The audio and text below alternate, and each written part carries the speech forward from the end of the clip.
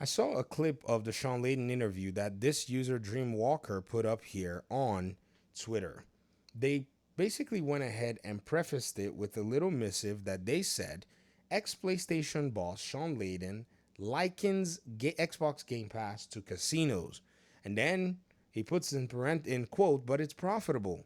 Yes, the house always wins, but it doesn't work well for developers. And then he said most devs want overages, profit sharing, not just production cost compensation. No musician bought a Ferrari with Spotify check. Now, Sean Layton saying this is actually very interesting because at the end of the day, no one is forcing any of these developers to actually put their games on Game Pass. They're all big boys and gals. They all are making decisions that they think are favorable for them. For them to basically go into Game Pass and say we demand these things is not the way anybody does business, which is actually very strange that this person is actually equating what he says to this, or maybe he did say that. Well, let's go Xbox is ahead trying and listen. new stuff. Xbox is trying new stuff. Yes, you and I are not in agreement about the efficacy of Game Pass. And to be clear, you think it's a non-starter. It's not profitable enough to work from a financial perspective, right? Yeah, yeah. It doesn't math out. And people say, yeah, well, Microsoft makes money. The platform, like the casino, will always make money. The house always wins. Mm-hmm. So, what does it mean by it doesn't math out if they already are making money? Could he basically have other concerns that possibly he perceives that has already basically been perceived by others, but still sees developers either in quote ignoring these concerns and still going to Game Pass, yet then or then rendering these concerns invalid? I'll keep listening. But I see these subscription platforms only for putting games on an all-you-can-eat sort of surface. I don't think it does well for the developer. Okay, that's what you think. All right, I'm just trying to figure out, what Sean Layden said here because it's very important that is actually, that is actually very interesting to parse out what he said, because again, the Dreamwalker guy said, but it doesn't work well for developers. But Sean said, I don't think. So I think you've drawn a conclusion that he is not drawing, but he's basically sharing his opinion. I guess that's his opinion, anyways. I think I most think. game developers who are really in it to win it are not looking at having the development costs covered. But Sean, would that not be what PlayStation has done with exclusivity? Sean, come on, man. You're on my debate team. You can't be doing this, bro. Or maybe there's some kind of another, understanding that PlayStation has with the developers that it actually goes into exclusivity dealings with.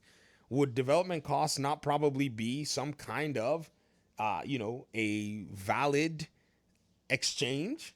Isn't that what's been done? PlayStation put money into it, or in the case of Tomb Raider, Xbox put 100 mil into it. Because that's just wages, right? Mm-hmm. You pay me so much an hour and I build you a game and it's all yours and I walk away from it. Real developers want to be able to get into overages, get into profit sharing, shoot the moon, try to make the big nut. And the pennies you get off of a subscription platform is not going to get you there. Hold on. I thought you just said that they get wages. So they're getting wages and also getting pennies from the platform, and it's not enough while they're still able to sell their games on other platforms.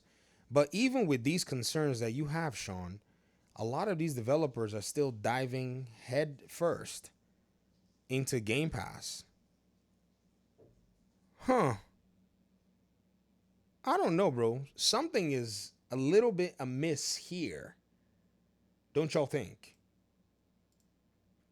Ask any of your musician friends. How many people bought a Ferrari with a Spotify check? Nobody.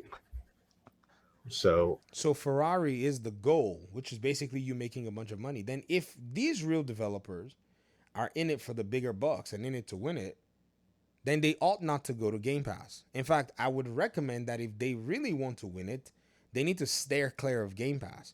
But here's the thing. I don't have to make that recommendation. Neither does anybody have to make that recommendation for them. They actually make the decisions that they feel are beneficial for them, whether it be sustainably or on the long run. And behold, many of them are deciding how they want to go. Some have decided that they'll go Game Pass, temporarily launch themselves, get their IP to more people, and then eventually pull away from Game Pass. Even PlayStation has benefited from Game Pass, like with MLB The Show. Some decide that they're going to bring their games later to Game Pass for overages. Yes. Did y'all not pay attention and see that EA's college football has gone, basically gone on its subscription service that EA put up? Then what would Shawn say about those particular businesses who are publishers like Ubisoft and EA, but also have subscription services?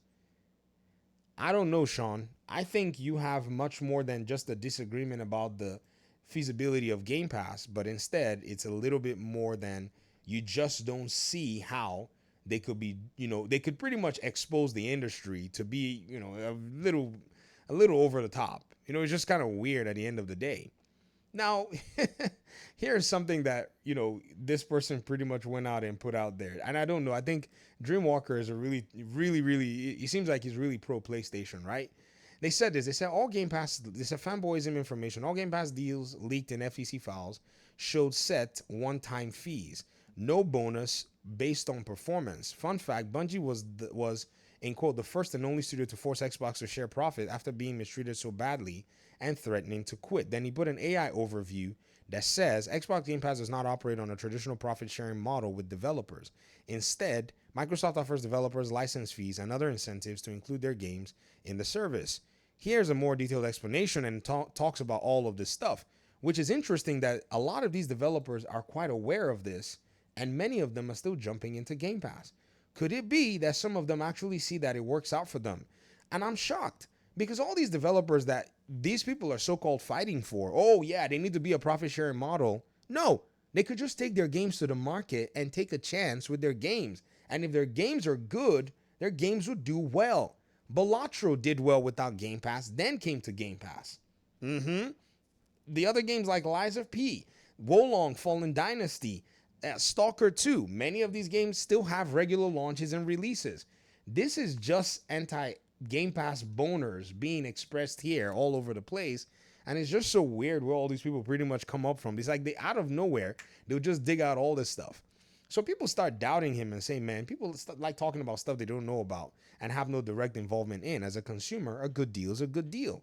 That's the major piece of this puzzle. And this Dreamwalker person says, right, what does he know? He's only a former boss of the largest gaming platform holder. It's not like the biggest publishers, Activision, Take-Two CEOs, have said similar things either, or that Game Pass deals and info were leaked. FTC versus ABK.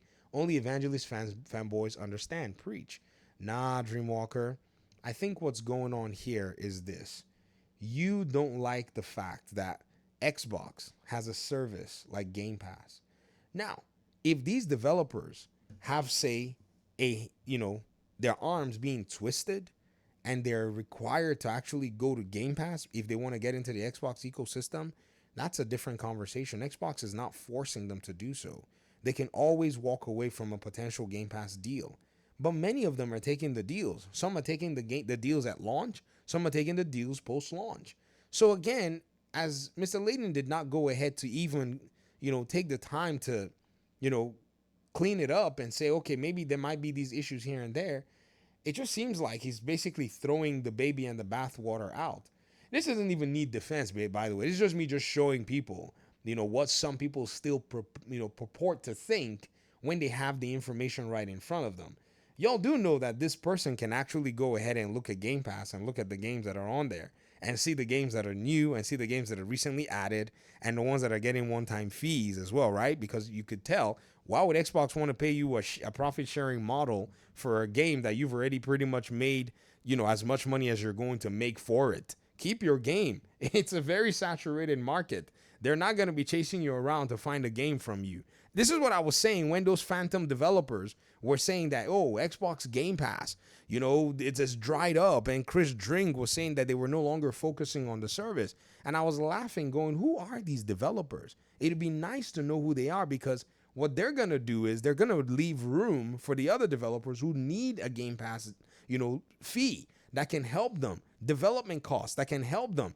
in an industry where Shawn is basically saying that, it's not necessarily, an industry where you can take risks with $200 million games, and then he still comes back to say that about Game Pass. I think what it is he just cannot believe that this is something that Microsoft actually is doing and will do. If Game Pass crashed tomorrow and everything basically went down in flames, we would have basically been the benefactors of a service that costs us basically almost nothing to be able to play games. Let Microsoft worry about that. Shoot, the developers don't seem like they have a problem here. They're all jumping in if they can.